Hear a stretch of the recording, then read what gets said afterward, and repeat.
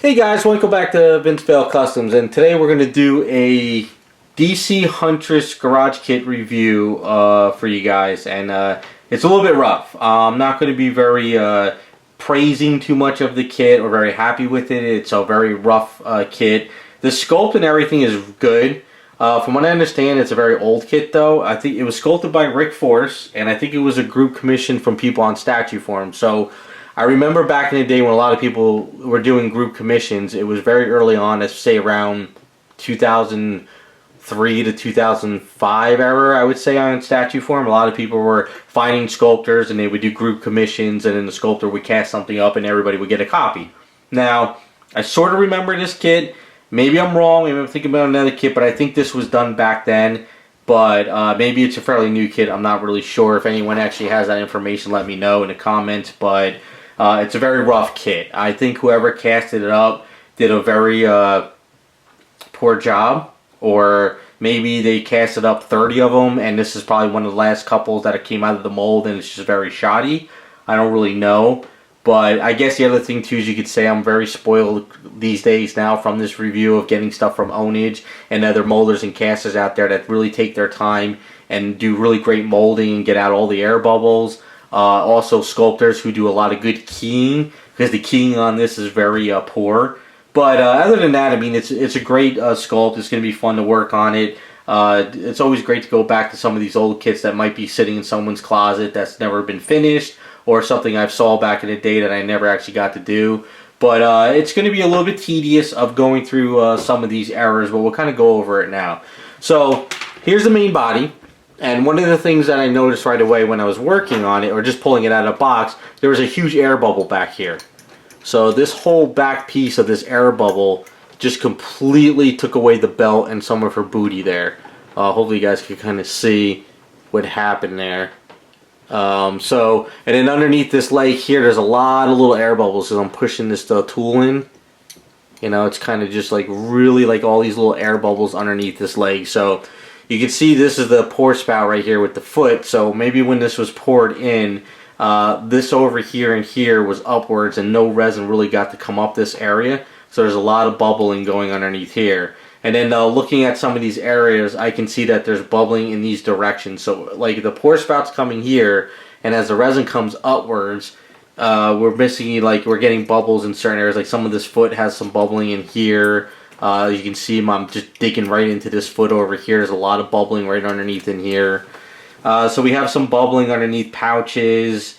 I don't really see anything over here too much, but some areas over here on these pouch leg straps have some bubbling.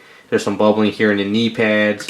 So the sculpt is good. I like the sculpt. You know, it's a very old sculpt from back in the day. From, like I said, I'm pretty sure.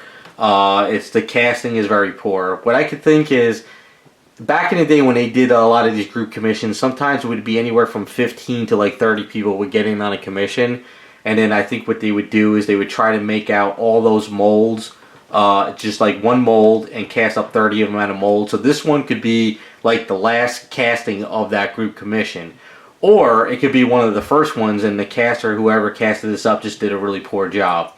I'm not sure if the sculptor is the one who did it or if somebody else did it, but it's very, very rough. But that's kind of, expected with a lot of these older kits. And the other thing too is, I guess you could say, I'm also spoiled about a lot of the current stuff these days. Like stuff coming from Ownage is like almost ready to paint. Basically just a couple things here and there, prime it, and you're ready to paint or switch out magnets. Other molders and casters that are newer to the scene from back in the day, they're absolutely amazing. And the other thing too, it's part of the sculptor too. Like, so some sculptors can actually really key up things really well, and if the molder and caster is really good, it just makes life a lot easier. But I could tell that the sculptor really didn't key this up all that great. This arm goes in there, which looks like it would go well, but the problem is some of this molding and casting stuff is pretty messed up. Also with this arm as well here. Not really sure how. It kind of goes like this, I would say. But there's a lot of bubbling here in the hands, because I guess it was casted up this way and it came in this way. And I guess there was a pour spout, but not enough of a bigger pour spout, so I got to kind of rebuild some of that. The head is pretty well casted up. Not bad. But you can see, if you see underneath here, there's a really, really thin stuff with the hair. So I'm going to have to really kind of figure out what I'm going to do with that.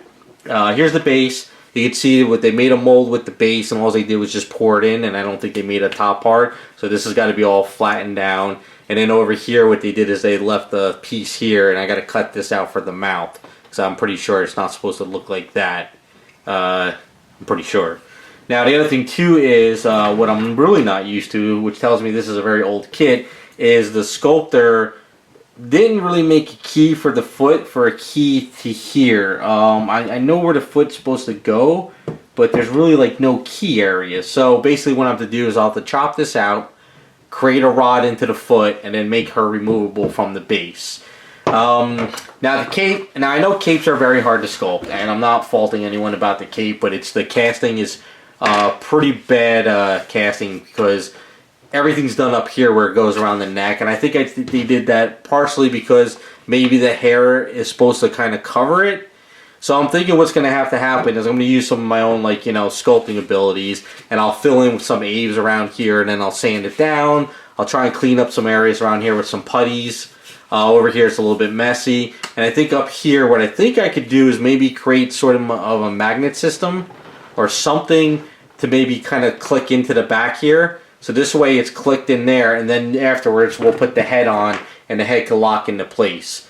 Only because I don't really think what's going to happen is it's going to really work out that well. But we'll see. It's a lot about it cleaning, and we'll kind of go over it. Now, as far as the sculpt wise, it's going good, except I think the head looks a little bit too big. But the other thing too is maybe it's just because I'm not having it all the way on the body because there's all this casting stuff.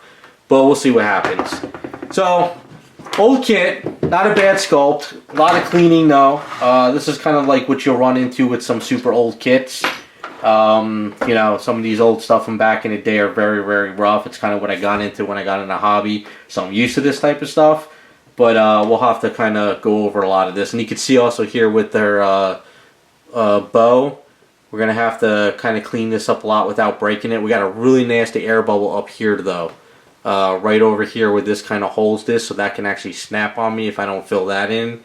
And then over here this is supposed to be hollow, so I'll have to Dremel that out.